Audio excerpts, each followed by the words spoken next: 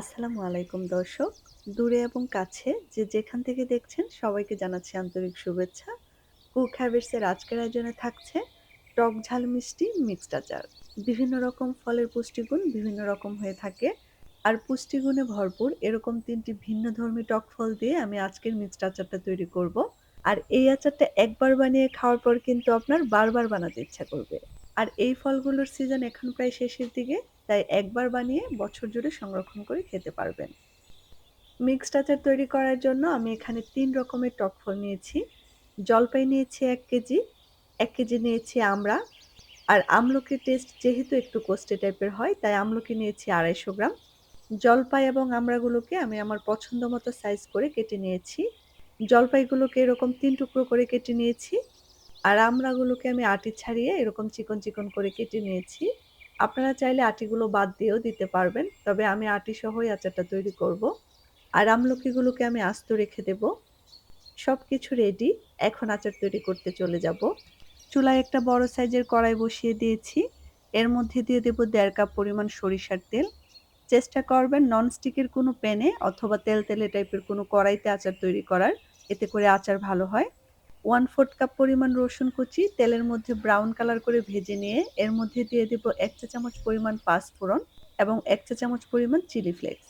এগুলোকে ৩০ সেকেন্ডের মতো ভেজে নিয়ে এর মধ্যে দিয়ে দেব 1/4 কাপ পরিমাণ কাসুন্দি। চাইলে এখানে সরিষা বাটাটাও দিতে পারবেন। সবকিছু একসাথে ১ মিনিটের মতো কষিয়ে নিয়ে দিয়ে দেব আগে থেকে কেটে রাখা টক ফলগুলো। আজকের আচারটা আমি ৩ ধরনের টক ফল দিয়ে তৈরি করছি। আপনারা চাইলে এর চেয়ে বেশি অথবা এর চেয়ে কম দিয়েও আচারটা তৈরি করতে পারবেন। এখন এর মধ্যে দিয়ে দেব ১.৫ চা চামচ পরিমাণ লাল মরিচের গুঁড়ো, ১/২ চা চামচ পরিমাণ হলুদের গুঁড়ো, ১ চা চামচ পরিমাণ কাশ্মীরি লাল মরিচের গুঁড়ো এবং ২ টেবিল চামচ বা স্বাদমতো পরিমাণে লবণ। এখন সবকিছু একসাথে মিশিয়ে নিয়ে এটাকে রান্না করব ৫ থেকে ৬ মিনিটের মতো।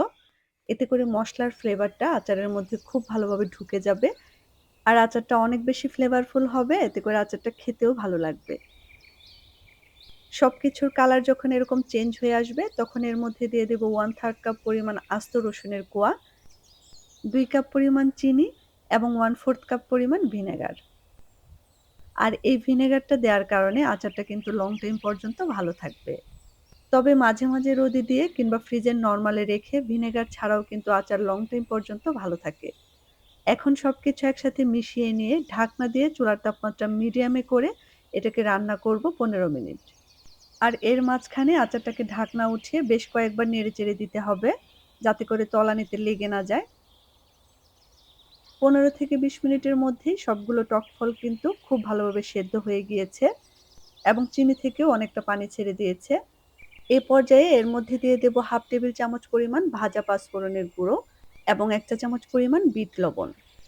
এখন আর আচারটাকে ঢাকার প্রয়োজন নেই।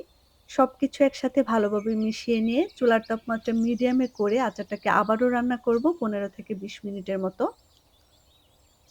১৫ থেকে ২০ মিনিটের মতো রান্না করে নেওয়ার পর চিনির পানিটা অনেকটাই শুকিয়ে গিয়েছে এবং আচার থেকেও অনেকটা তেল ছেড়ে দিয়েছে। আর আচারের মধ্যে সুন্দর একটা কালারও চলে এসেছে।